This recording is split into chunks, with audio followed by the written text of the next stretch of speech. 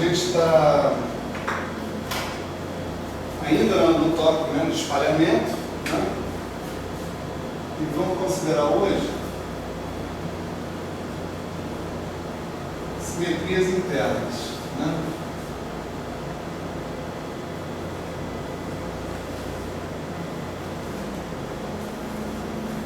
Isso foi um pedido do Eric, né? Por isso é muito bom que ele esteja presente para assistir a aula, mesmo que seja gravando, né? E eu devo dizer o seguinte, que eu fiz uma adaptação do que está lá no Weiner, no caso relativístico, para o caso não relativístico, né? Como as simetrias internas realmente não interessam para o espaço-tempo, essa é a definição delas, né? Então, eu imagino que vai dar tudo certo. Né? Mas vocês fiquem atentos, né, para ver a hora que eu eventualmente colocar algum pressuposto aqui que não está dentro do que nós estamos considerando nem nada. Né? Mas para falar sobre as simetrias internas, a gente tem que voltar um pouquinho e estabelecer uma outra forma para a matriz S, na verdade. Né? Uma forma bastante óbvia, mas que a gente não chegou a considerar explicitamente aqui. Né? A gente, só para relembrar, né, a gente considerou dois conjuntos de estados, estados in e estados out. Né? Tá certo? Que eles eram autoestados do hamiltoniano completo, hamiltoniano de interação,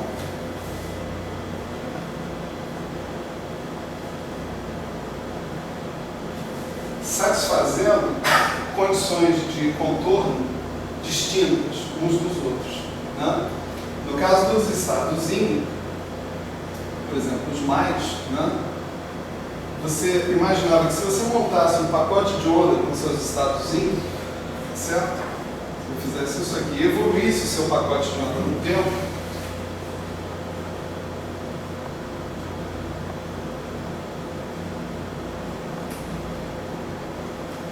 tá? Quando você fizesse o tempo t tender a, quer dizer, deixa eu começar a frase de novo, né? A condição sobre os estados in é que eles fossem tais que, quando você montasse um pacote de onda com os estados in, que a gente chamava de Cg mais T, tá certo? Os estados in fossem de tal forma que a evolução de qualquer pacote de onda que você montasse com eles tendesse a uma superposição de estados livres quando o tempo t tendesse a menos infinito. Né? Então, se o tempo t tendesse a menos infinito, né, essa expressão ela tenderia a um φg de t, que seria dado para integrante alfa, g de alfa, e a menos i é alfa t sobre acortado, φ alfa, certo? Onde esses φ alfa que estão aqui são autoestados do nosso hamiltoniano livre, certo? São os estados do H0. Então, o psi mais, ou seja, in, né, o psi in, ele satisfaz essa condição de contorno. Quando o tempo t tende a menos infinito, ele se comporta, né, como um estado livre. É claro que você não pode falar, você tem que usar essa maneira de falar, porque o psi alfa mais, ele é um autoestado hamiltoniano. Como autoestado hamiltoniano, ele não evolui. Né? A evolução do tempo dele é uma fase, né? Uma fase inobservável, na verdade. Exponencial de menos i alfa t sobre acortado. Então você não pode chegar e falar do limite desse cara sozinho quando o tempo t tende a menos infinito, ou quando o tempo t tende a mais infinito. Não tem sentido falar isso, porque o limite é uma fase, vezes isso. Agora, se você falar de uma superposição não é um autoestado do seu hamiltoniano. Então esse cara evolui. Né? Então, se você tem alguma condição de contorno a impor, você tem que impor sobre os pacotes de onda e não sobre o estado, o autoestado hamiltoniano em si. Né? A condição análoga sobre os psimenos, né, é a seguinte: quando o tempo t tende agora a mais infinito, tá certo? Ele se comporte como uma superposição de estados livres, certo? Então essa é a nossa brincadeira, né? É encontrar duas bases de estados, psi-in, psi-out, mais e menos, que são bases de autoestados do hamiltoniano. Isso está associado aqui a um problema de autovalores contínuos, tá certo? E satisfazem condições de contorno distintas, tá certo? Através dessas equações que a gente colocou aí. Há uma relação, né, dada por essas condições de contorno entre o psi-alfa mais menos e o φ-alfa. É essa relação que a gente precisa dar uma olhada nela agora, tá certo? Por exemplo, o nosso psi-alfa mais menos, psi-g mais menos,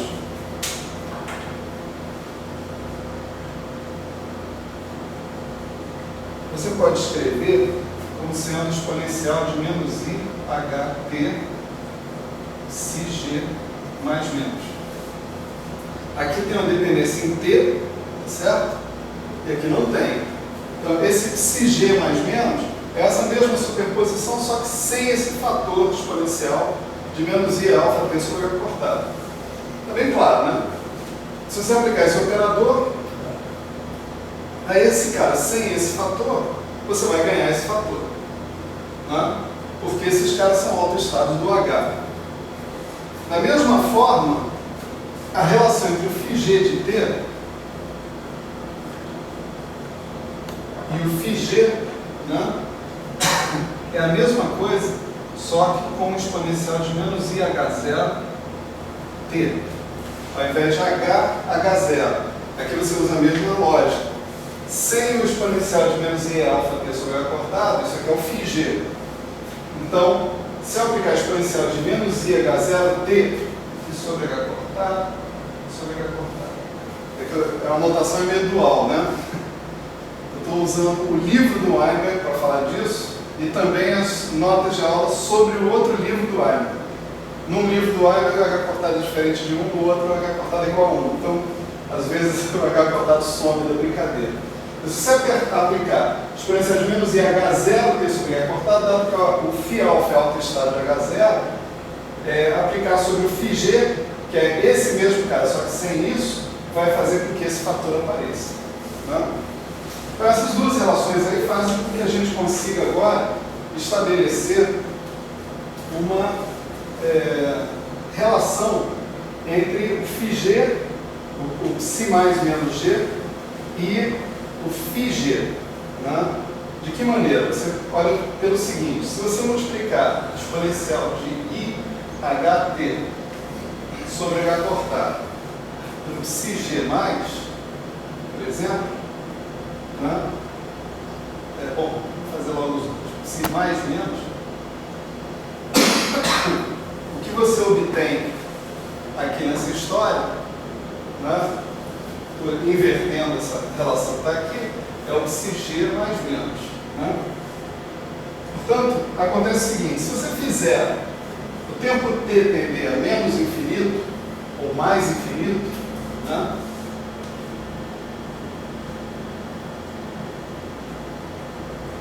dessa relação que está aqui, né, o que você obtém desse lado vai ser exponencial de IHT sobre H cortado,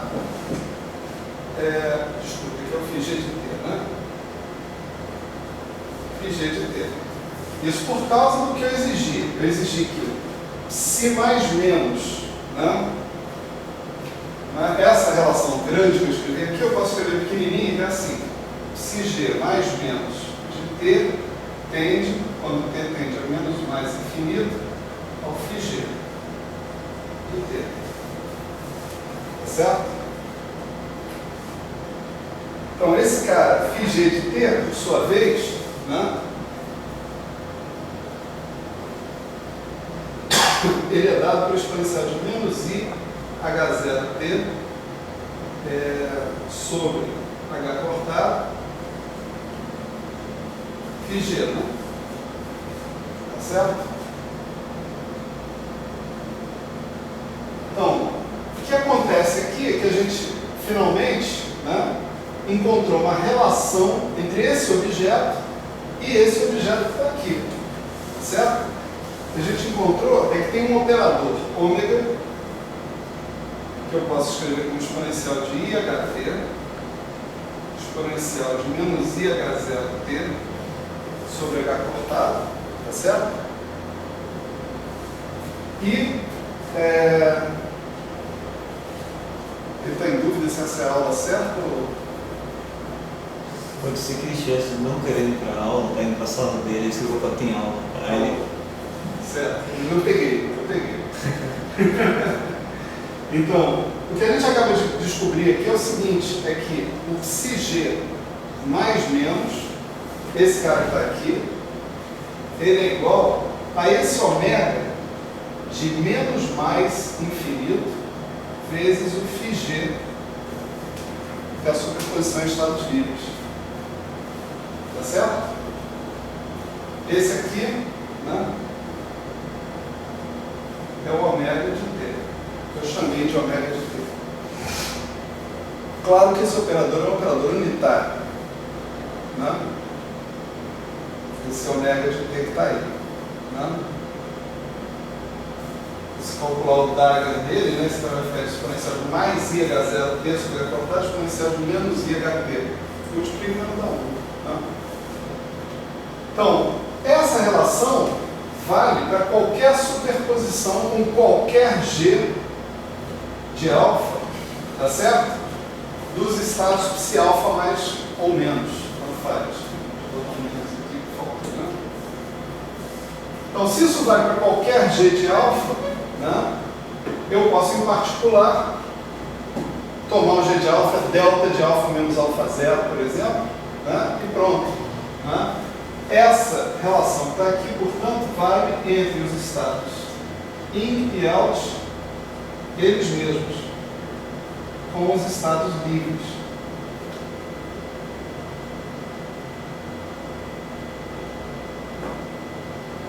Tá certo? Então, a gente tem essa relação entre esses caras que estão aí. Né?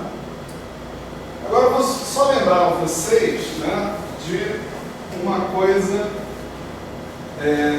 do que era a matriz S, essencialmente. Né? Como é que funcionava a matriz S?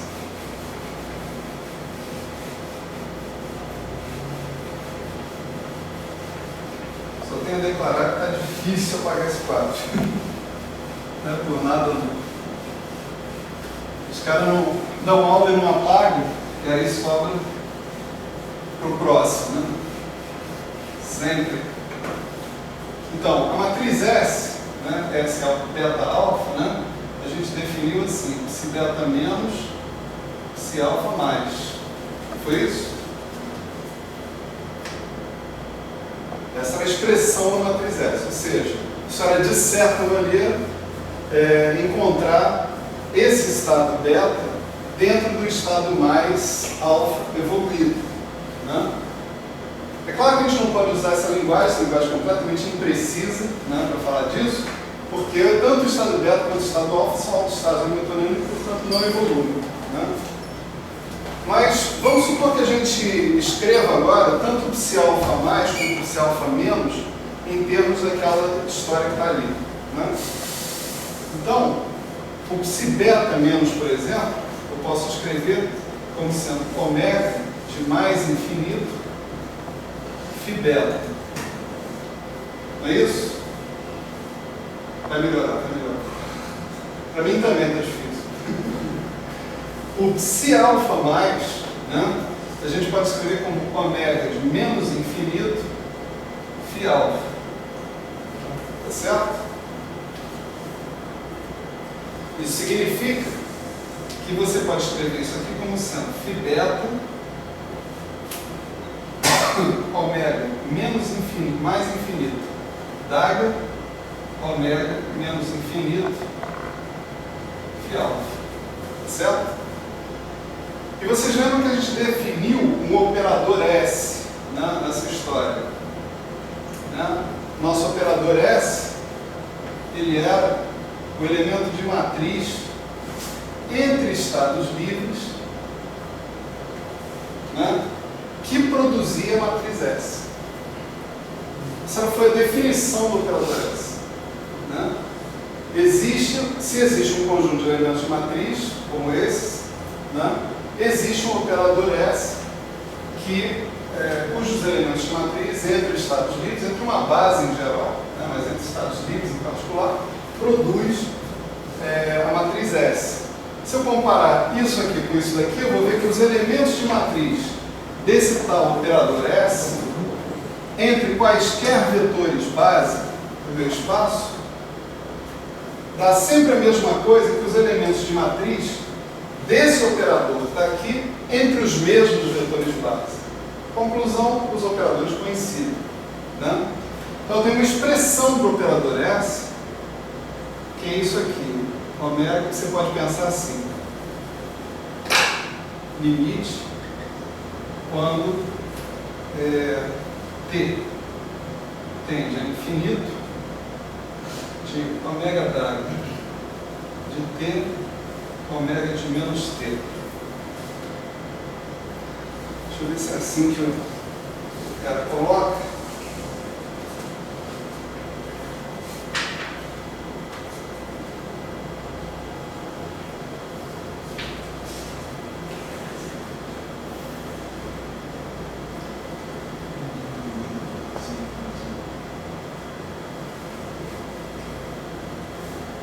Certo? Portanto, isso daqui vira o limite, quando t tende a infinito, o ômega d'água. Olha quem é o ômega. O ômega d'água vai ser exponencial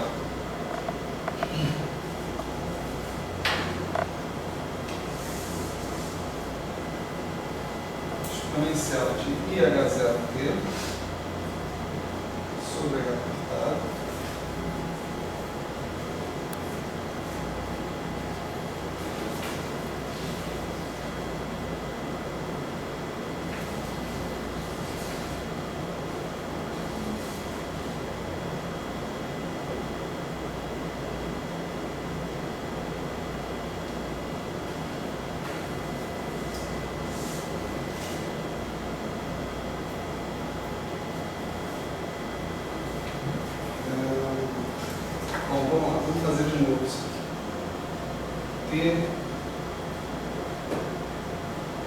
T0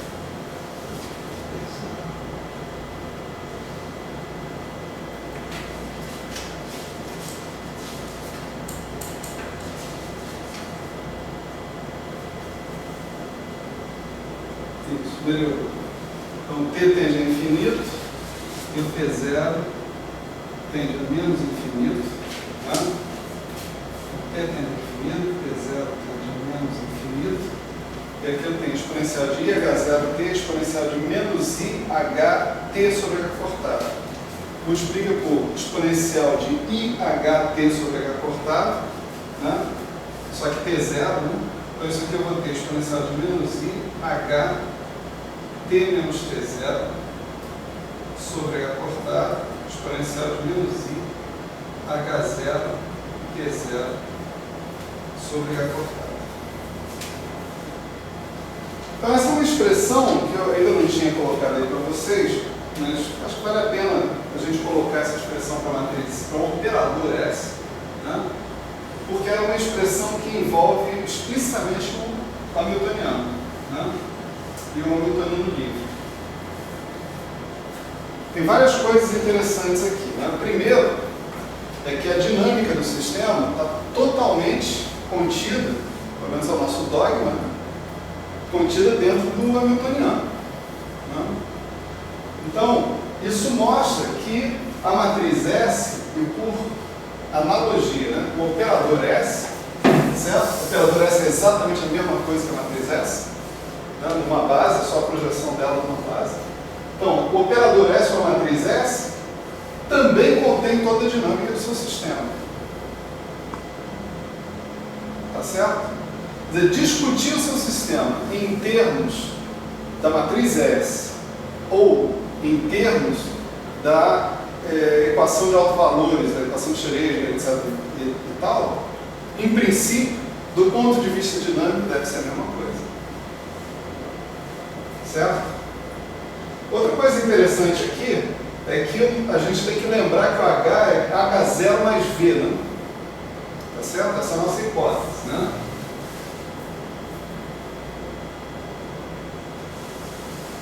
Então, o que aconteceria, por exemplo, se o H0 comutasse com o V? Né? O H0 comutasse com o potencial durante a interação. Né? Se o H0 comutasse com a durante a interação, o H0 comutaria com o H. Né? Nesse sentido, né? Esse operador que poderia passar para cá, você teria pura e simplesmente, né? Exponencial de IH0 T menos T0, exponencial de menos IH T menos T0 sobre a cortada. O H você separa essas duas coisas, você ia ficar só com o potencial de interação aqui no meio desses dois caras. Né? Agora, isso seria uma verdadeira catástrofe. Né? Porque se o H0 comutasse com o V, e, portanto, comutasse também com H, o H0 teria o mesmo conjunto de autoestados que o H. Né? Teria uma base de autoestados comuns. Então, o φ e o ψ mais menos seria a mesma coisa. Né? Se eles são a mesma coisa, não tem interação, né? Tá certo? Porque a graça da história é que você tem estados interagentes diferentes dos estados livres. Né? Para você poder ter alguma informação sobre a interação entre as partículas. Então, H0 e V não devem comutar, em geral.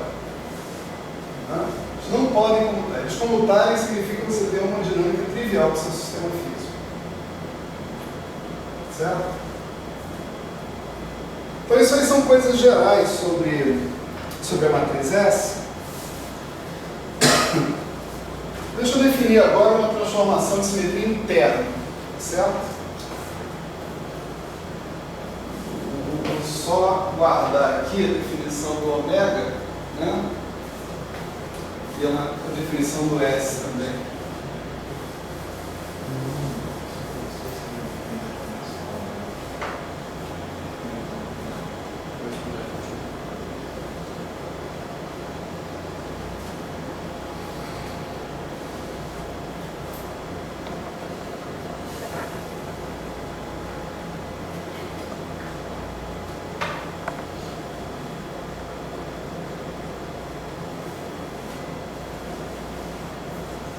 É isso, o S é limite entre infinito, zero menos infinito, de ômega de T,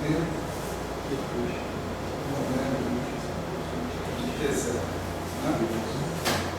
Vou deixar isso aqui no cantinho aqui, porque eventualmente a gente pode voltar a precisar disso. Se fosse lá naquele quadro bonito, não precisava de nada disso. Mas aqui, conversa diferente.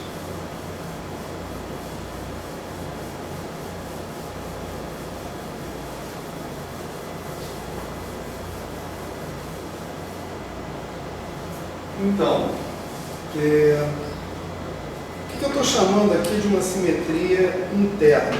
Né? Uma coisa que eu vou chamar de uma simetria interna é algo que não afeta índices, né, ou rótulos no meu vetor de estado, que sejam rótulos tipo espaço-temporais. O grande rótulo espaço-temporal do meu vetor de estado são os momenta, né? Tá certo? Ainda existem outros rótulos, aí tem uma discussão que precisa ser explitada, né? Para você. Só vai ficar claro no semestre que vem. Né?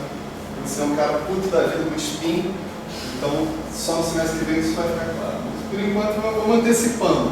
Né? O Por exemplo, quando você fala do estado de uma partícula, né, psi de P sigma, né, e mais outros números quânticos que possam ser necessários, esse sigma, que é o rótulo de spin, ele é tomado como um número quântico completamente independente do P. Né? Ele não é tomado como um número quântico espaço-temporal. Né? Você pensa, tem um grau de liberdade a mais, um grau de liberdade interno da partícula, que é o spin, e esse grau de liberdade não é afetado de maneira nenhuma pelo espaço-tempo.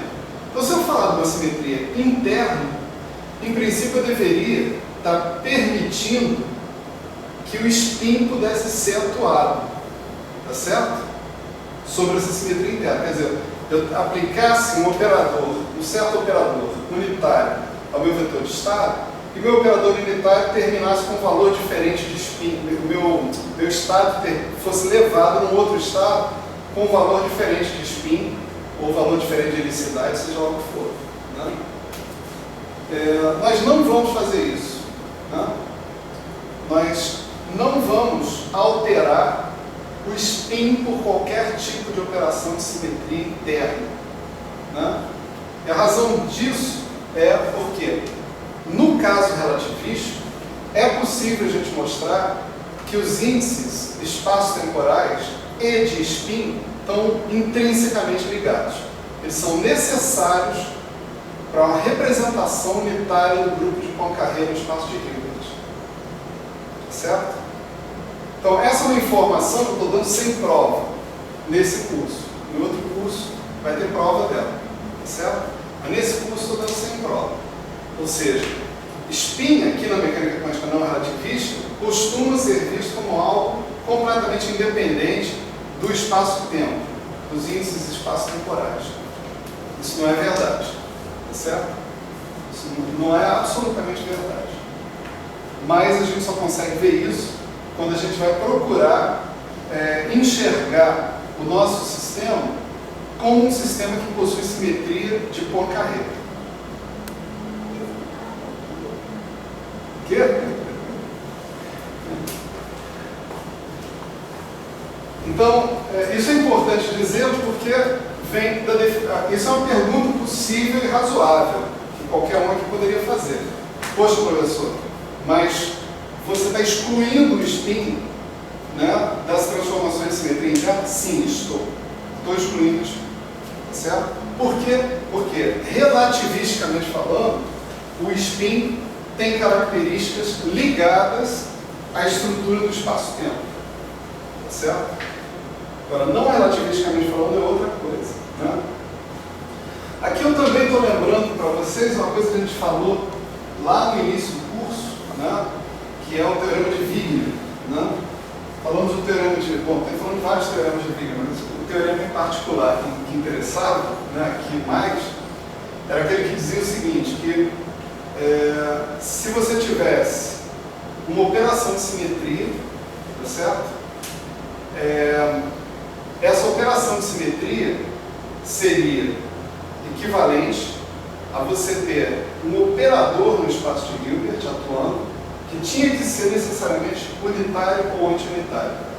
Quer dizer, uma operação de simetria era uma operação que pegava todos os seus vetores de estado do espaço de Hilbert e levava num outro conjunto, um automorfismo, vamos dizer assim, do seu espaço de Hilbert.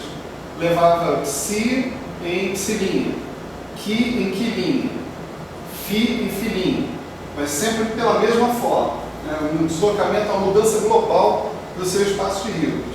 Então, o que o Wigner mostrou é que isso é equivalente a você ter um operador atuando no espaço de Hilbert com essa característica. Pega o Fi leva em filinha, pega o Psi leva em psilinha, pega o Ki leva em quilinha.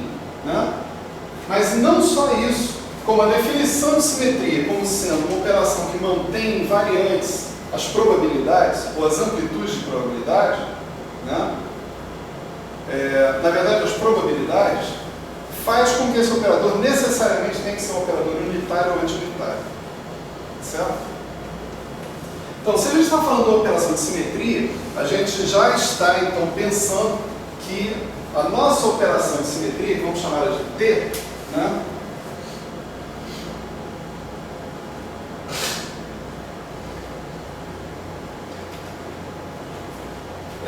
ser associada no espaço de Hilbert, né, a um certo operador unitário ou anti-unitário, né? Nós vamos particularizar nossa análise para operadores unitários aqui, né, por um motivo que vai ficar claro mais à frente.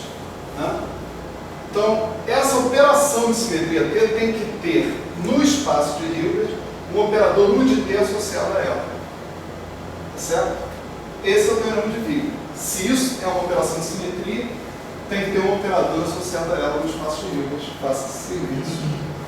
Nós vamos discutir essa questão, né, inicialmente sobre uma base de estados livres. Né?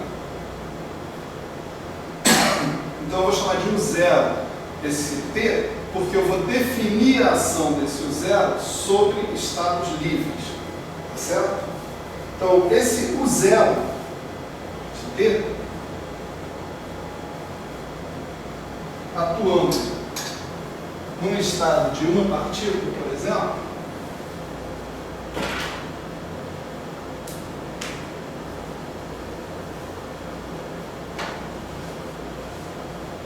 C de P, sigma N, tá? Vou colocar assim, P são os rótulos de energia e momento, sigma, espinha, helicidade, outras grandezas desse tipo, N, o resto, né? Os outros rótulos que eu precisar para caracterizar o meu espaço de Hilbert, ou para caracterizar a minha base. Né? Então, o que eu vou pedir desse cara é que a ação dele sobre esses φs, exatamente, estados livres, né? De uma partícula, né? Que essa ação ela se vê assim, somatória em N', um D de N', N de T vezes um φ de P sigma N'. Então, olha aquilo que eu estava dizendo, né? Isso daqui é a definição de uma simetria interna. Tá certo? Ela não mexe no índice de momento, não mexe no índice de spin ou helicidade, ela vai mexer apenas nos outros índices possíveis que eu venha a ter dentro do meu estado que está aí. Tá certo? Muito frequentemente, as minhas operações de simetria formam um grupo.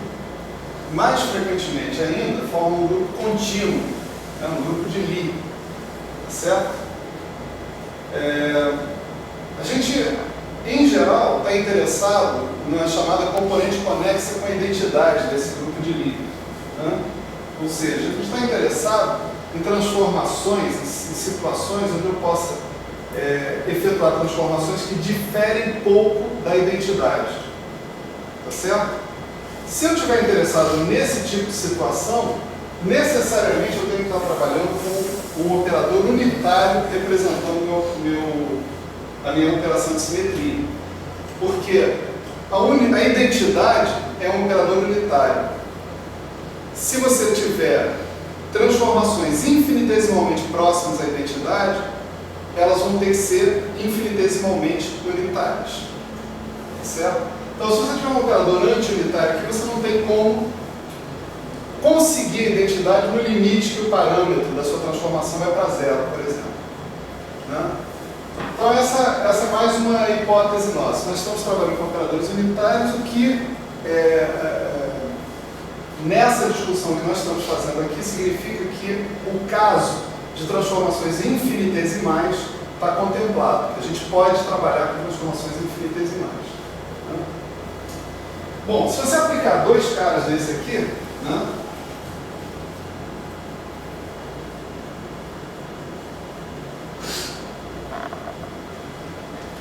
No estado livre, você vai obter o quê? Né? Você vai obter soma sobre N duas linhas, N linha. Né?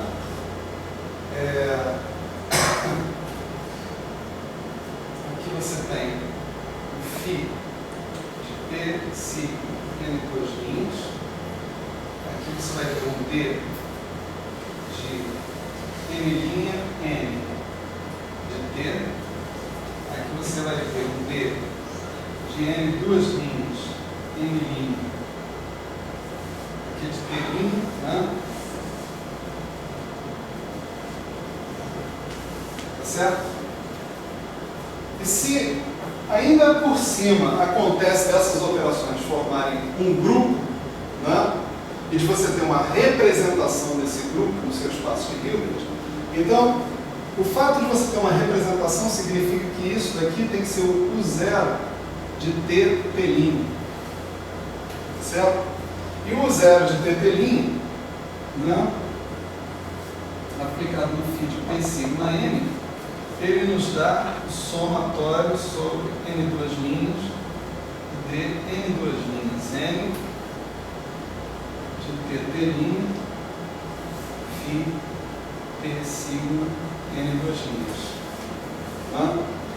Compara uma coisa com a outra. Né? Isso aqui tem que ser igual a isso, se isso for igual a isso. Né?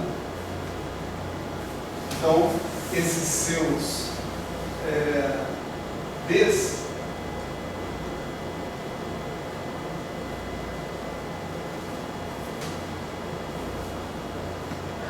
tem que satisfazer essa regra que está aqui.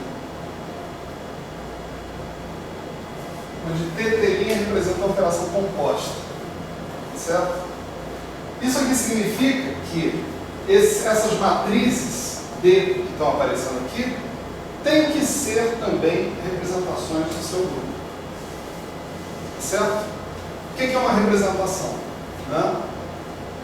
Uma representação é um mapeamento, né, do seu grupo, do seu conjunto, num conjunto de operadores lineares.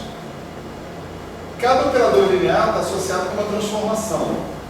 A composição de duas transformações dá uma terceira. Isso significa ter um grupo, né, satisfazendo aquelas propriedades, identidade, inversa, né, associatividade, etc. A composição das duas transformações lineares dá a transformação linear associada com a transformação composta. Né? Isso aqui é exatamente o que está acontecendo aqui. Então, se eu tenho uma representação da transformação de simetria no espaço de Hilbert, ou seja, se no espaço de Hilbert isso aqui acontece, se eu tenho uma representação, nesse caso uma representação unitária, né? Então esses Ds que aparecem aqui são obrigados a serem uma representação do seu grupo. Só que uma representação de dimensão finita. Né? Por que eu estou falando de dimensão finita? É só analisar esses rótulos. P sigma N. Né? O único rótulo de dimensão infinita que eu tenho é P. Eu posso trocar esse rótulo para um outro rótulo de dimensão infinita, que é X. Tá certo? Mas as únicas variáveis que a gente conhece que variam de menos infinito a mais infinito continuamente são P e X. Né? Usualmente a gente tem também energia que pode variar dessa forma, né? Principalmente a energia de uma partícula livre, mas a energia de uma partícula livre está codificada aqui dentro também. Quer dizer, esse P aqui, se eu pensar do ponto de vista relativístico, está incluindo as quatro coisas: energia e momento. Né? Então, o sigma é spin. A gente está acostumado a imaginar que spin, a gente não conhece, né? Eu vou colocar a coisa dessa forma. A gente não conhece partículas de spin contínuo, nem isso é permitido em 4 dimensões, tá certo? Portanto, esse rótulo sigma também é um rótulo limitado, ele varia de menos j a j, por exemplo, coisa desse tipo. Resta esses rótulos N, né? Esses rótulos N, eles não podem incluir nada que seja variável contínua, simplesmente porque a gente não conhece. A gente não tem acesso a variáveis físicas, né, a serem medidas com essa característica. Se os N's variam numa faixa, né, discreta, limitada, então essas representações D de N, né, essas matrizes D de N, N', N', N, são matrizes de dimensão finita. Certo? Isso que são necessariamente representações unitárias de dimensão finita do meu grupo. Que elas são unitárias também é fácil de ver. Basta impor a condição que o 0 da H é 1, você vai ver que o D da H vai ser 1 também. Certo?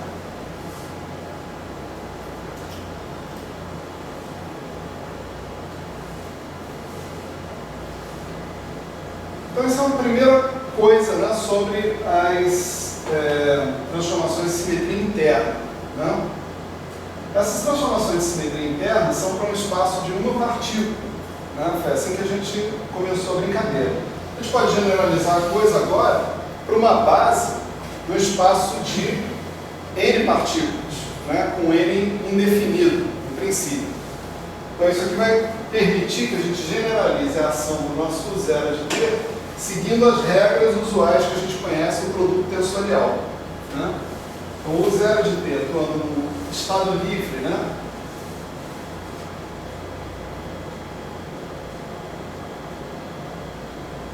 Assim por diante, né? Isso vai nos dar a somatória N barra 1, N barra 2, N de N barra 1, N1, de T, N de N barra 2, N2 de T, vezes o φ de P1, sigma 1, N barra 1, depois sigma 2, N barra 2, assim por diante. Certo? Qual é a história aqui? A história é que você sabe como é que essa transformação atua numa componente do seu espaço de Hilbert. E o seu espaço de Hilbert final é o produto tensorial de todos os caras. Né? Então, como é que é a generalização mais óbvia disso para o espaço produto tensorial? É a mesma coisa que o grupo de rotações. Você tem uma partícula de spin J1, uma partícula de spin J2. Né? Você sabe que o grupo de rotações atua com a representação de spin J1 num espaço, com spin J2 no outro espaço. No espaço produto tensorial, o grupo de rotações vai atuar com a representação produto tensorial. Vai ser a transformação unitária, a matriz unitária associada com a spin J1 vezes a matriz unitária associada com a spin J2. Essa representação não é necessariamente irredutível. Em geral, ela é redutível. Isso a gente sabe por quê? Porque a gente conhece o que a gente chama de soma de momento angular. J1 mais J2 é igual a J1 mais J2, J1 mais J2 menos 1, até módulo J1 menos J2. Todos esses números, eles caracterizam representações irredutíveis e dizem que a representação produto tensorial é uma soma direta dessas representações. Então você tem representações irredutíveis ali dentro. A sua representação é irredutível, é redutível. Né? Então isso aqui pode ser uma representação redutível, mas a gente não vai se ater a esse ponto especificamente. Eu só quero chamar a atenção que o que a gente está fazendo aqui é exatamente a mesma coisa que a gente faz quando a gente faz soma de momento angular. Certo? A gente considera a soma de momento angular. Então essa aí é a forma, né, que eu espero que a minha transformação assuma, né, quando ela atua sobre os estados livres. Né? E agora a minha pergunta é a seguinte. A minha pergunta é sobre a matriz S. Certo? Quero saber como é que a matriz S se transforma por uma transformação de simetria interna. Como essa? Essa é a pergunta que eu quero responder.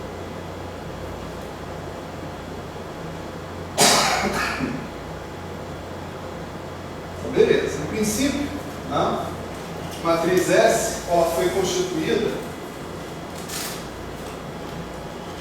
com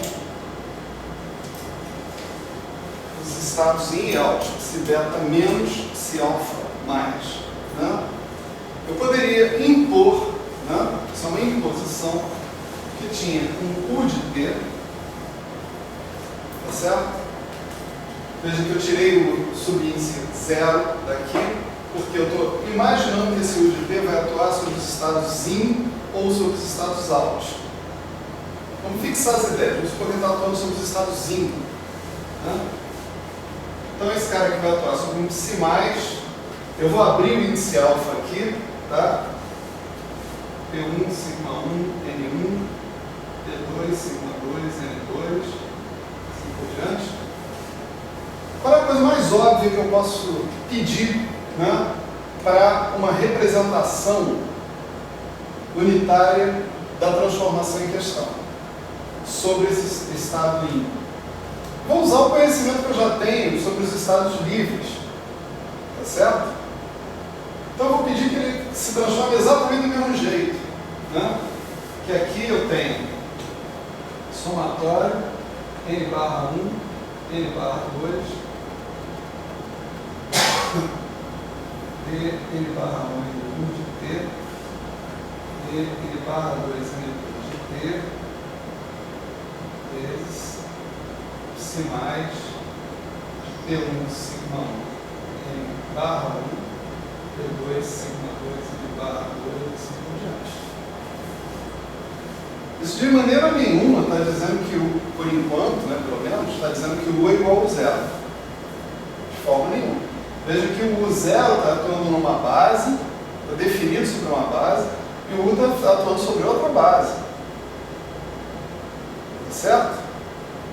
Em princípio, sem mais condições sendo estabelecidas, isso estabelece um U de T que é diferente do zero de T.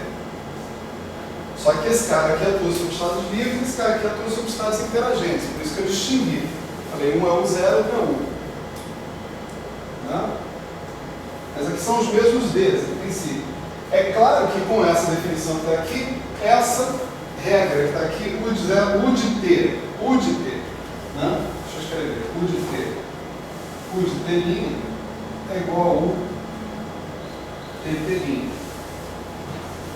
Ou seja, com essa definição que está aqui, e com as propriedades que a gente já viu dos desse, esse operador 1 que eu acabei de definir aqui, eu estou definindo ele, estou falando qual é o efeito dele sobre uma base, né?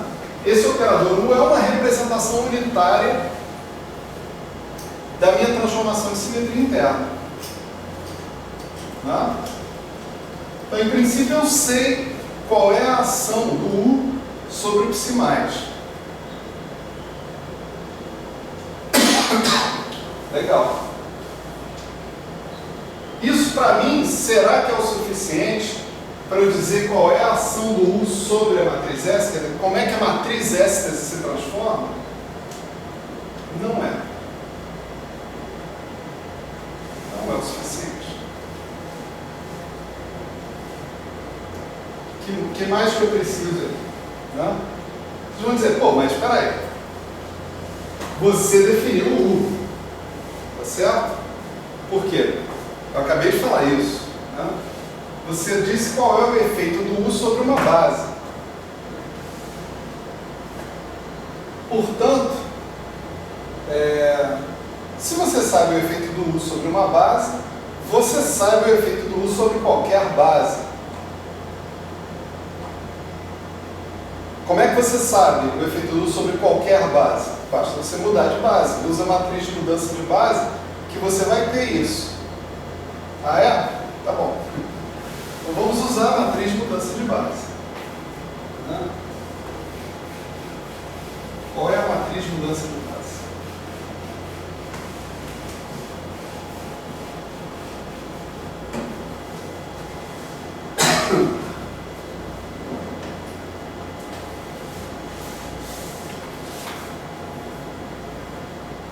A nossa matriz de mudança de base, né, é essa que está aqui. Ó.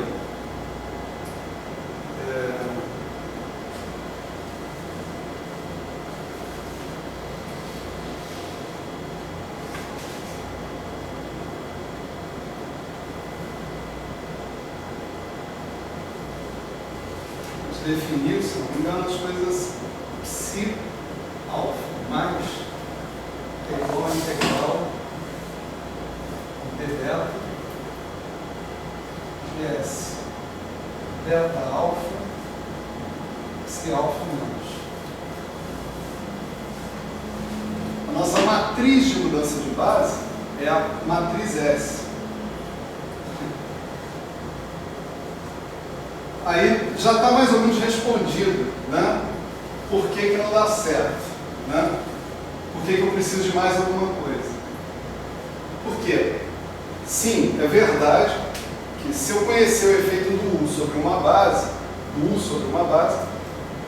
eu conheço sobre qualquer outra base, desde que eu conheça a matriz que faz a mudança de base. Mas a matriz que faz a mudança de base é a matriz S. E a matriz S é a solução do meu problema dinâmico, tá certo? Então eu não conheço, de fato eu não conheço, né? Na teoria está tudo certo, mas na prática eu não consigo fazer a mudança de base, né? Ou do mais para o menos, ou do menos para mais, ou do zero para o interagente, né? Zero para mais, zero para menos. Eu não consigo fazer nenhuma dessas mudanças porque eu não conheço em detalhe as matrizes de mudança de base, que tem a ver com a matriz S. Então, se eu quiser, por exemplo, né, pegar e usar essa estratégia aqui, o S beta alfa, ele é o psi beta menos, psi alfa mais, né? E eu vou supor que eu vou atuar com U de T unitariamente, naturalmente, sobre os dois caras. Isso aqui é verdade porque o U é uma transformação unitária, né? Muito bem. U de T atuando no psi alfa mais, eu sei o que é. Aquele cara que está lá, né? Agora, U de T atuando no psi beta menos é que eu não sei o que é. Eu defini o U de T em cima do psi alfa mais, né? Então, se a relação aqui entre o psi mais e o psi menos é assim, a relação entre o psi menos e o psi mais, né, é a seguinte.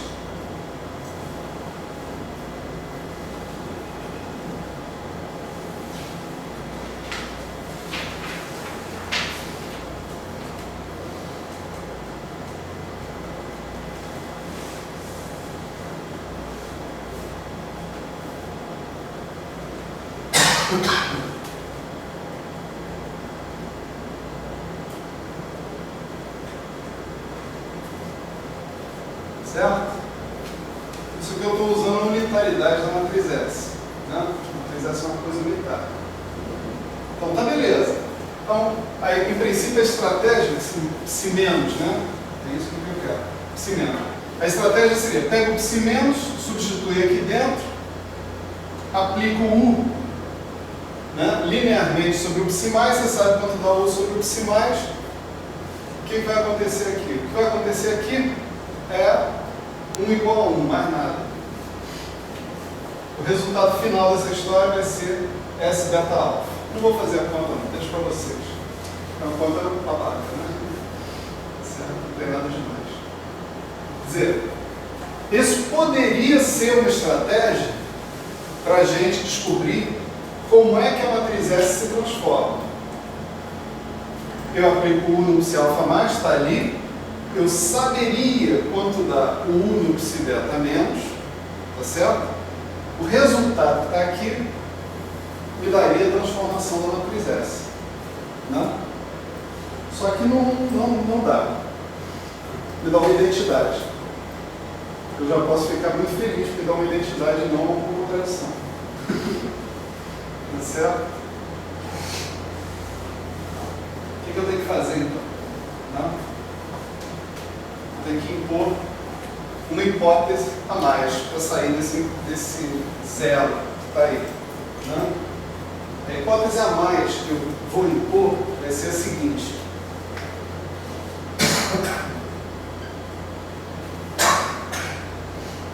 A hipótese a mais é U atua da mesma forma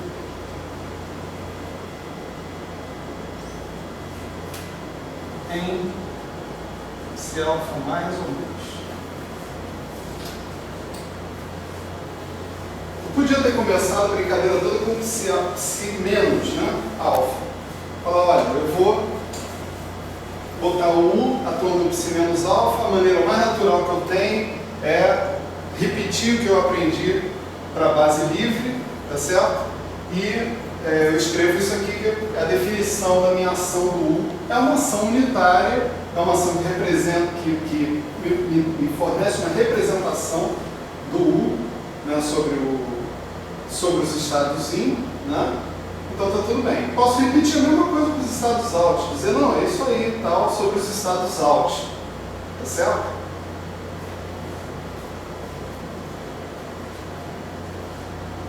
Isso, portanto, é natural. Eu dizer que o U atua da mesma forma sobre os estados in e sobre os estados out. Ou seja, se eu fizer isso aqui, o mesmo U e não dois U's diferentes, eu podia dizer, tem uma linha que atua sobre esses caras e produz outra coisa. Não, é o mesmo U. Eu estou dizendo, em princípio, que esse U que atua sobre o psi mais, esse U que atua sobre os psi menos, fazendo isso da mesma forma, é o mesmo U. Isso é não trivial. Falar isso é falar uma coisa não trivial.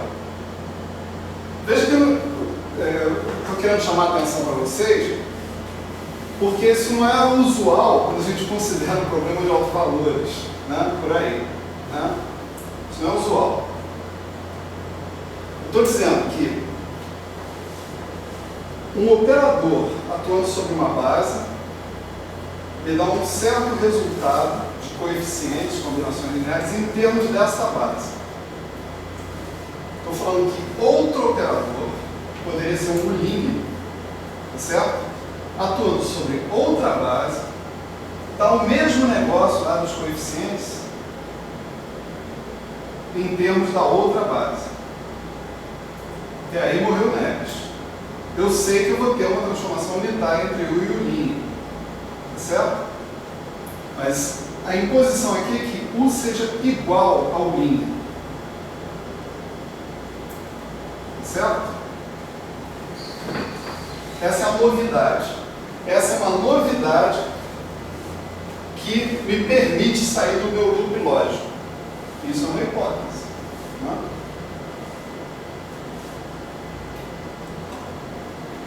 Pensa bem. Essa é a coisa mais simples que eu posso fazer. É claro que se um operador atua sobre uma base, do mesmo jeito que o outro operador atua sobre outra, vai ter uma transformação unitária entre eles. Isso é fácil mostrar. Agora, que essa transformação unitária seja pura e simplesmente a identidade, isso é não trivial. Quem disse? Quem disse que é a identidade? Ninguém. Eu estou fazendo isso como hipótese. E a minha hipótese é a hipótese mais simples possível que eu posso fazer sobre a tal transformação unitária que tem entre os caras. Eu posso concluir que a base é menos de uma fase? Não. Não pode concluir, não. As bases são bem diferentes. Caso elas fossem iguais, você não teria um problema de espalhamento. Né? Não, o interessante disso é que você pode impor essa hipótese sem trivializar o seu problema de espalhamento. Essa é a hipótese mais simples que você pode colocar para resolver essa questão. Como a matriz S se transforma pela transformação de simetria interna, é a hipótese mais simples que você pode colocar. E, no entanto, não trivializa o problema. Ou seja, não deixa o problema se reduzir a um problema de partículas livres.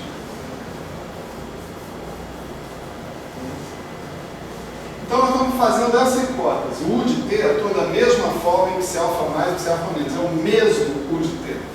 Então, agora essa equação aqui me dá uma resposta completamente diferente. Tudo bem, isso aqui é igual a S beta alfa, sem problema. No entanto, né,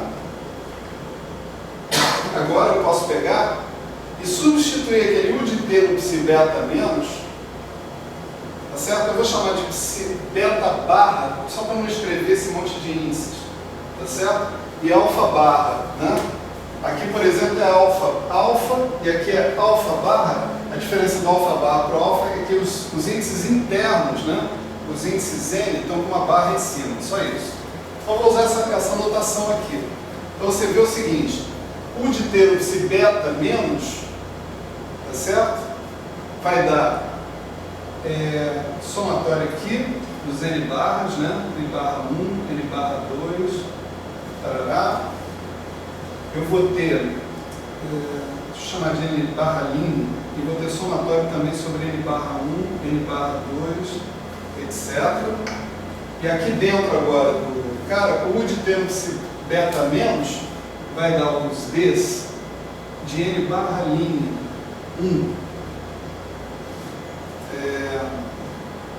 N linha 1 de T, D, N barra linha 2, N linha 2 de T, tudo isso se, que eu vou chamar de beta barra menos, certo? E o de tênopse alfa mais vai ser os Ds de N barra 1, N1 de T, D de N barra 2, N2 de T, etc. Se alfa barra mais. Certo? É claro que agora esses caras saem do produto escalar conjugando, esses caras saem do produto escalar sem conjugar, né? Então, o que eu vou ter aqui vai ser somatório, N barra linha 1, N barra linha 2, etc. Somatório, N barra 1, N barra 2, etc. D estrela, N barra linha 1, N linha 1. D estrela, isso é mais chato só para vocês não, isso é chato para mim também. N linha 2, N2 linha, de T, D, N barra 1, N1 de T, D, N barra 2, N2 de T, e aqui sobra psi menos beta barra, psi mais alfa barra. Isso é a matriz S de beta barra, alfa barra. Então, com isso, eu obtive uma lei de transformação para minha matriz S perante as simetrias internas. Com essa hipótese a mais, adicional.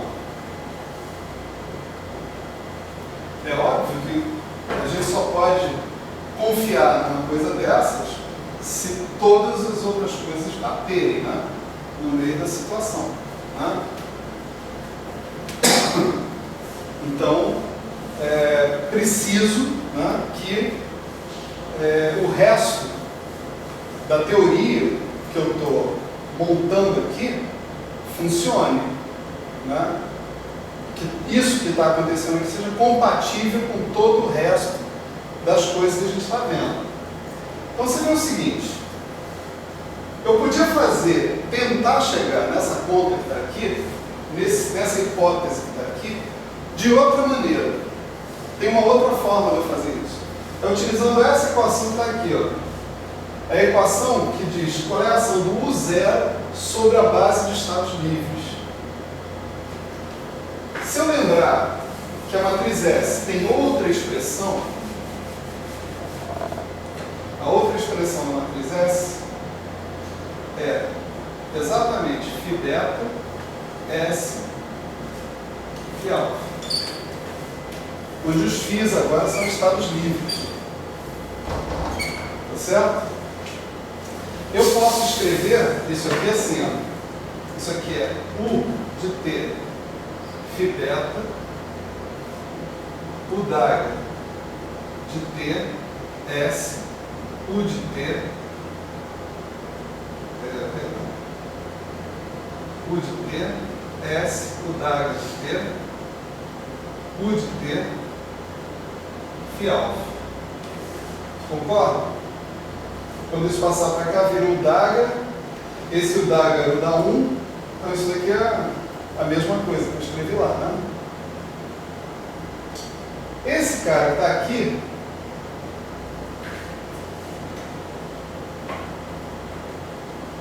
eu vou chamar de S', tá certo? Olha só, o U de T atuando no φ dá a mesma coisa que dava o zero de T, desculpa, zero, né? O zero de T atuando no φ e o zero de T atuando no φ dão exatamente essa coisa que está aqui, ó.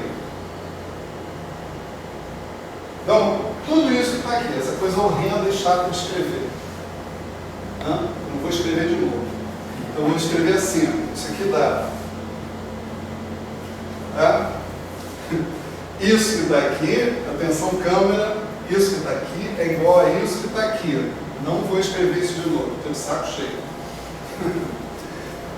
E o que sobra aqui? O que sobra aqui é exatamente o φ beta barra, o S' e o φ alfa barra. Tá certo? Se eu comparar agora isso que está aqui com isso que está aqui, só tem um jeito dessas duas equações serem compatíveis. Só tem um jeito.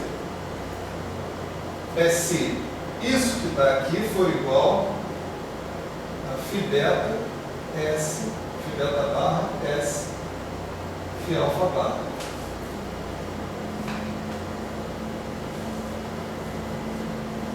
Ou seja, se isso aqui for o S beta barra alfa barra.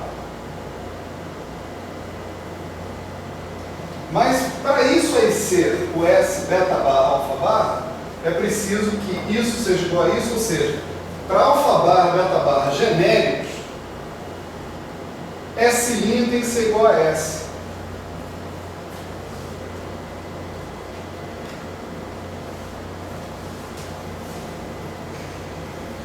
Mas S' é o zero, S, o zero d'área.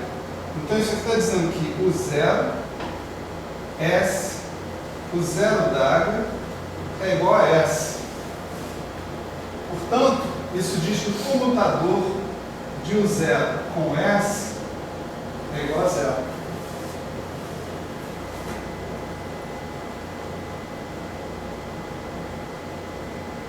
Quem é o S? Nós guardamos ele aqui, né? Estrategicamente. Isso parece até uma aula meticulosamente, né, planejada e preparada. O S está aqui. O S é o operador S, né? Ele é ômega d'área de T, ômega de T0. Quem é o ômega? Exponencial de IHT sobre IH cortado, exponencial de menos IH0 T sobre IH cortado. Condição para que o zero comute com o S é que o zero simultaneamente comute com H0 e comute com V. E, portanto, comute com H.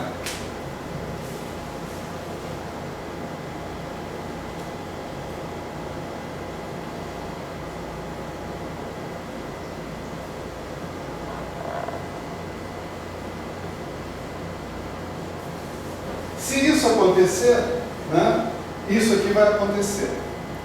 Cara, mas isso acontecer é um negócio que, né, a gente conhece bem. Né?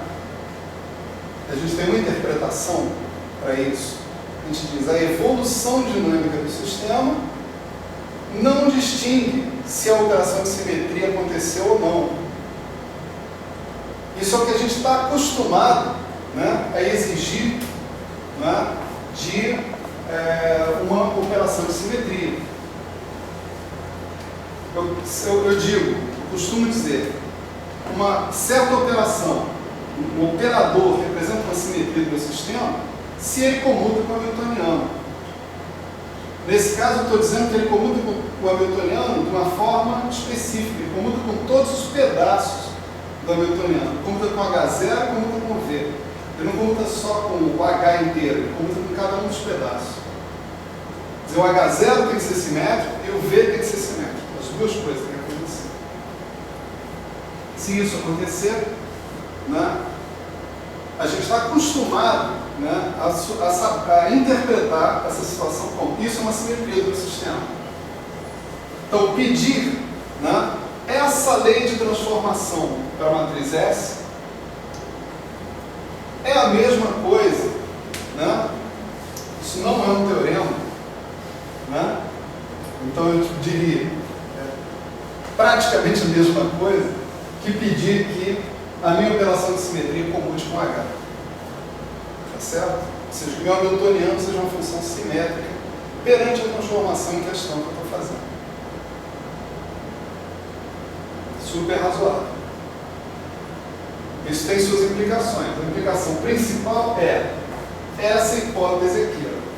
Eu consegui chegar nessa equação e, portanto, chegar nessa dizendo que o U de T atua da mesma maneira sobre o psi alfa mais ou menos. É o mesmo U de T que está fazendo esse serviço.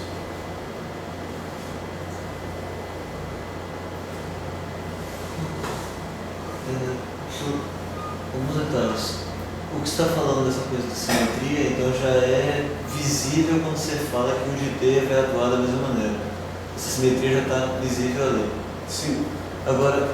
Está visível, mas está visível de uma maneira que a gente não costuma... Não, aqui está mais aparente. Aqui está mais na cara. Só que um detalhe que eu viajei um pouquinho aqui é que, tipo, esse lado de cá você está trabalhando com o de T. Você está fazendo exercício sobre ele e tal. Desse lado de cá você está trabalhando só com o zero de T. O zero, exatamente. Então seu U de T não necessariamente vai comutar com o hamiltoniano. O U de T vai porque eu vou seguir um passo adiante. Tá? Aguenta a mão, eu já sigo esse passo.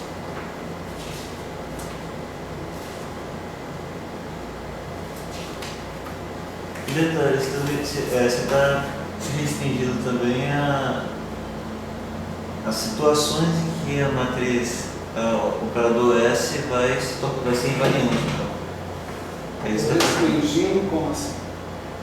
É porque poderiam existir situações, então, onde uma transformação não fosse uma transformação de simetria e o operador se modificasse. Ele só não se modifica porque é uma operação de simetria.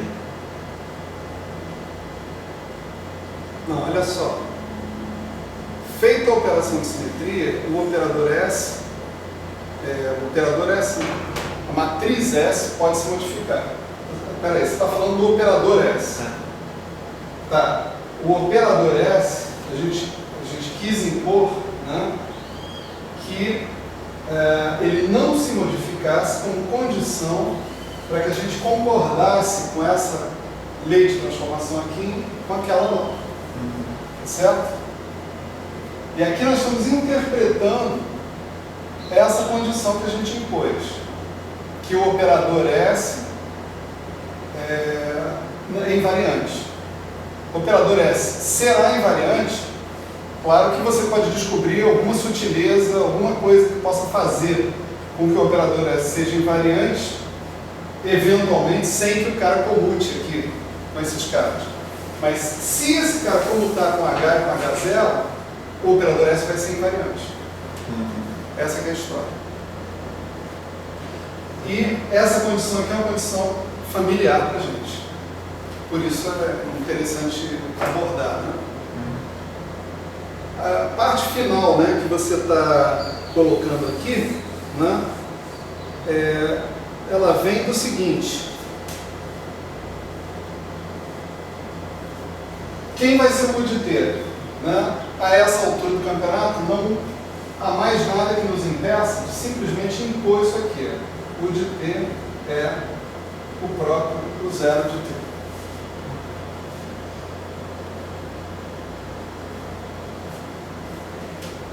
Então essa discussão é completamente geral. Será que eu posso fazer essa discussão também para transformações de Lorentz, de Poincaré, etc. e tal? Infelizmente não. Porque no caso de uma transformação de Lorentz, por exemplo, você tem mistura de tempo com espaço. E isso interfere com a sua dinâmica. Você tem os geradores de boosts que envolvem transformações envolvendo o tempo, além das transformações que envolvem as translações do tempo, que são pura e simplesmente hamiltonianas.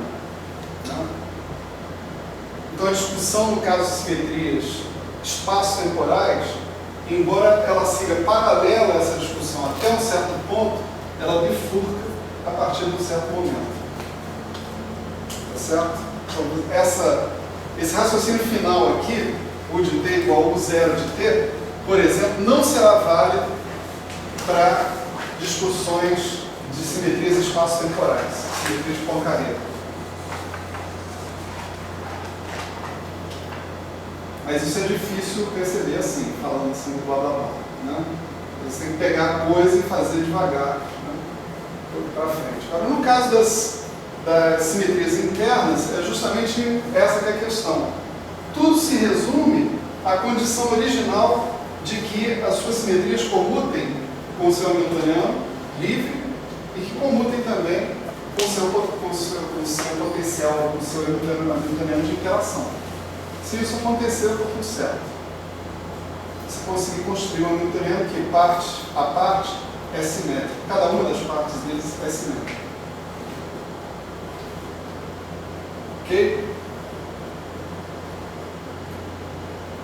Então, esse é um ponto sobre as simetrias internas. Então, em geral, o que a gente ganhou aqui? A gente ganhou a lei de transformação da matriz S. A matriz S se transforma desse jeito, por uma transformação de simetria interna. O que você tem que saber? Você tem que saber esses Ds aqui. Ó, né? Você tem que saber esses Ds. Você tem que saber qual é a transformação de simetria que você tem nos estados livres, essencialmente. Tá? A discussão não vai mudar para os estados interagentes.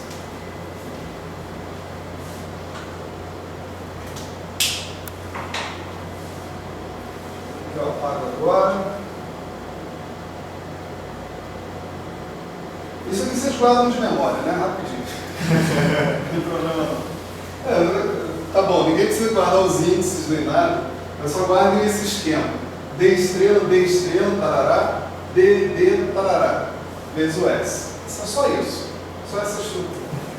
Aí eu posso apagar isso tudo aqui.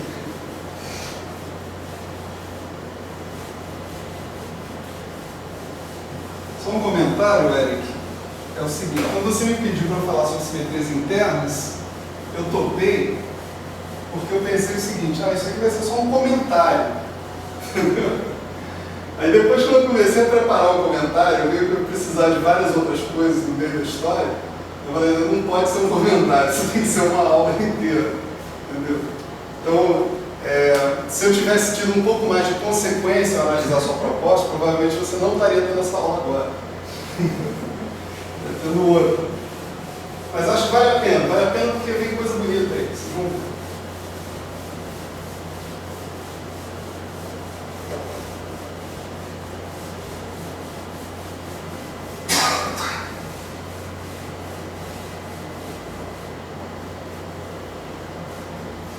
Vamos dar um exemplo aqui de simetria interna, né? Um exemplo bem importante é o seguinte. Vamos supor que a gente tem um conjunto de transformações T, né? Que constitui um grupo de Lie a um parâmetro, certo? Você tem uma coisa assim, T de θ barra é igual a T de θ mais θ barra.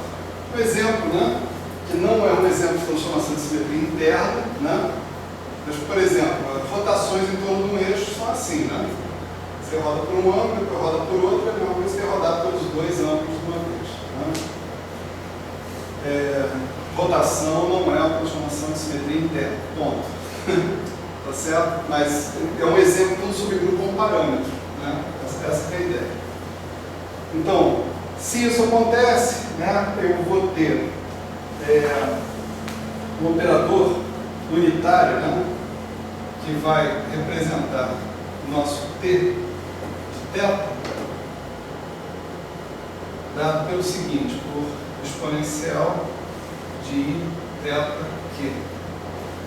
Pode parecer muito específico isso, né, mas toda vez que você tem um grupo de Lie conexo com a identidade, você pode mapear todos os elementos, né, da vizinhança da identidade, pelo menos, em elementos. Você pode usar o mapa exponencial para escrever todos os elementos da vizinhança da identidade. Esse Q que está aparecendo aqui é o que a gente conhece como um elemento da álgebra de Lie do grupo de Lie. Mas isso não vem ao caso aqui. Basta que a gente entenda o seguinte: se o U vai ser uma representação unitária, o zero vai ser uma representação unitária, esse Q vai ter que ser um operador hermitiano, certo? Q igual a Q dado.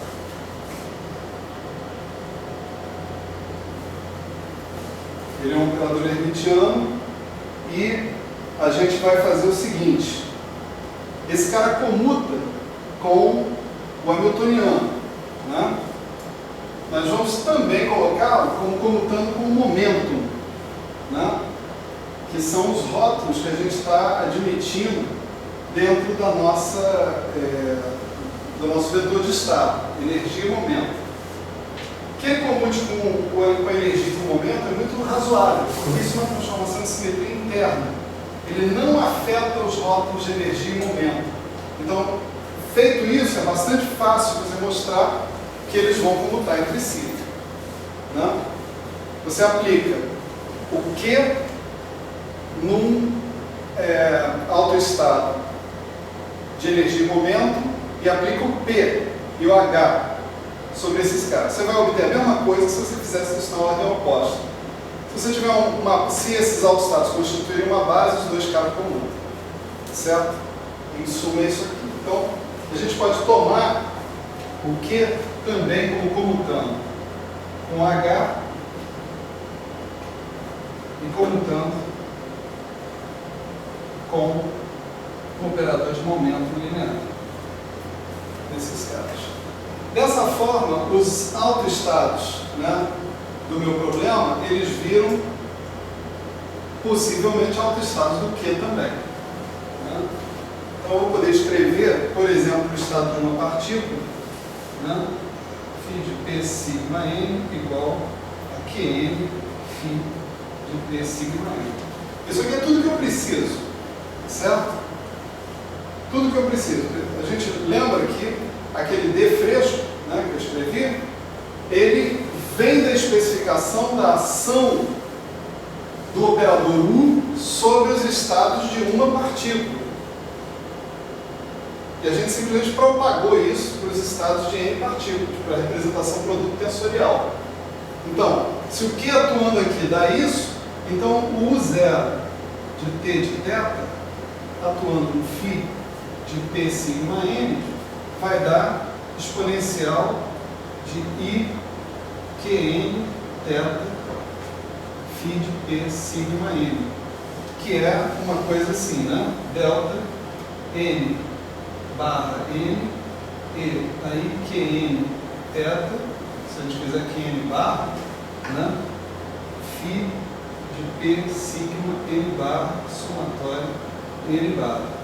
Então, esse objeto inteiro que está aqui é o meu tal D N barra N de T de θ. Certo? Então, já sei como é que a matriz S transforma. Né? Agora eu só preciso, né, D estrela, D estrela, D estrela, né? D, um para cada partícula. Então aparecendo lá. Né? Então posso escrever essa formuleta aqui para a matriz S. S de T', sigma', N1, T1, né? Em T2', sigma 2', N2', parará, ponto e vírgula, P1, sigma 1, N1, T2, sigma 2, N2, etc. Né? Isso aqui vai virar o quê? Vai virar exponencial de Iθ, né? Qn1, né? Veja só, Qn que está aqui, está dizendo qual é o alto valor desse Q para essa partícula indexada por esses números quânticos N. certo? Então, eu vou ter outra partícula indexada por N1, N2, N3, N1', N2', então, em princípio, esse Q pode variar de acordo com a partícula. Né? Então, eu tenho Q, N1 mais Q, N2, mais, etc. Menos, eu tenho estrela, tenho D estrela, tá certo? Todo mundo decorou, né? Já D estrela, D estrela, D estrela, D, assim por diante. Então, eu tenho estrela, então vai aparecer o sinal de menos. Q, N1', Q, N2', assim por diante, vezes a matriz S de beta barra, alfa barra. Beta barra vai ser isso aqui, P1', sigma', N1 barra, linha, P2', sigma', N2 barra, linha,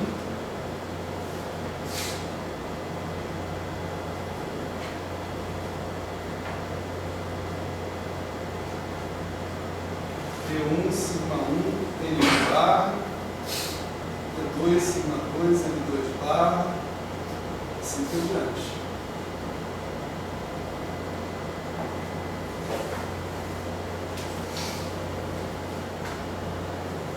N2 barra, nada disso. Que agora tem os delta de N barra N, tá certo? Onde tinha N barra, aqui eu tenho um monte de deltas, com os pequenos esses caras, que vão matar essas barras. Isso aqui vai ficar N barra 1, N barra 2, N1, N2, assim por diante. Então, cara, isso é igual a ele mesmo, vezes uma fase. Não pode, né?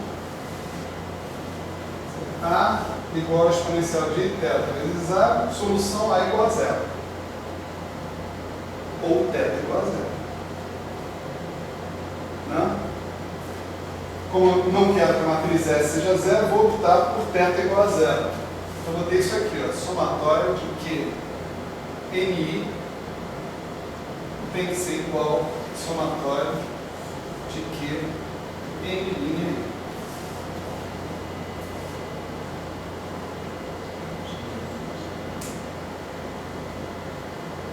Portanto, esses autovalores desse operador Q, tá certo?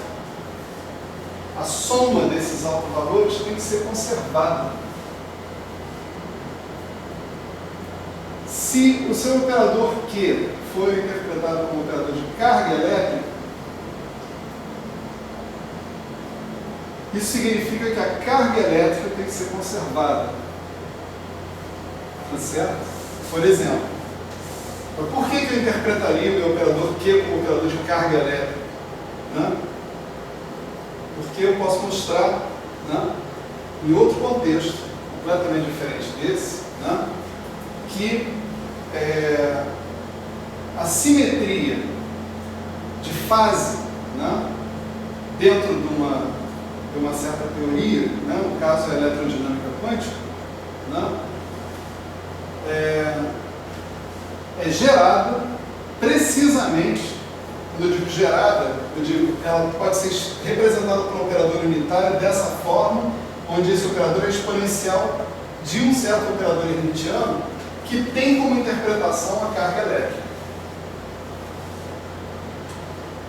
Ele pode ser escrito como a soma do operador de número de partículas menos a soma do operador de número de antipartículas. Isso está fora do nosso alcance, nesse momento. Tá? Eu estou falando de uma coisa que não dá para visualizar com a informação que a gente teve até agora. Né? Mas, o que eu quero dizer é o seguinte, o princípio geral é esse. Né? Se você tem uma simetria interna do seu problema, parametrizado por um parâmetro, né, os autovalores do teu operador Q vão ter que ser conservados. Eles vão ser rótulos do seu estado. Veja, seu estado físico é um autoestado por Q. Então esses Qs vão fazer parte desses Ns, que são esses rótulos aí. Então eles são rótulos do seu estado. Você pode dizer, isso aí é um número quântico, não? O que é um número quântico? O número quântico é um dos rótulos que caracteriza o seu estado. Portanto, esses números quânticos, eles são conservados aditivamente. Se você somar todos os números quânticos associados com o estado inicial, eles são iguais aos números quânticos correspondentes para o estado final. Quem está enquadrado dentro dessa categoria? A carga elétrica está enquadrada nessa categoria, mas várias outras coisas estão enquadradas aí também. O número bariônico, né? Estranheza, hipercarga, coisas desse tipo, estão todas enquadradas aí, dentro dessas coisas. Rótulos de partículas elementares em geral estão enquadrados assim. Isso só abre um pouco a porta para vocês, né? Ainda não escancarou, mas abre um pouco a porta do estranho mundo das partículas elementares, onde esses rótulos que a gente está acostumado a ver, a ouvir falar, né, das partículas elementares, beleza, charme, não sei o que, são todos números quânticos que vêm de simetrias que, por sua vez, estabelecem leis de conservação na matriz S. Se você tem simetrias, você vai ter leis de conservação. Isso é um caso, é mais uma instância quântica do teorema de Noether. Tá certo? Terceira vez que é deduzido no curso. Pois é. Em outro contexto. Não, 3 contextos diferentes. Então, agora está respondido, né? Como é que conserva a carga elétrica, por exemplo, dentro dessa história? Né? Você tem que ter um operador que você interprete como sendo um operador de carga elétrica. Esse operador vai, eventualmente, é que a gente não disse como, né? Mas ele vai ser responsável por gerar uma simetria. Gerou essa simetria tem que ser uma simetria da matriz S. A matriz S é o cara que contém a dinâmica toda da sua teoria. E se for uma simetria da matriz S, isso implica numa lei de conservação. Tá certo? Por hoje tá bom. Isso aí.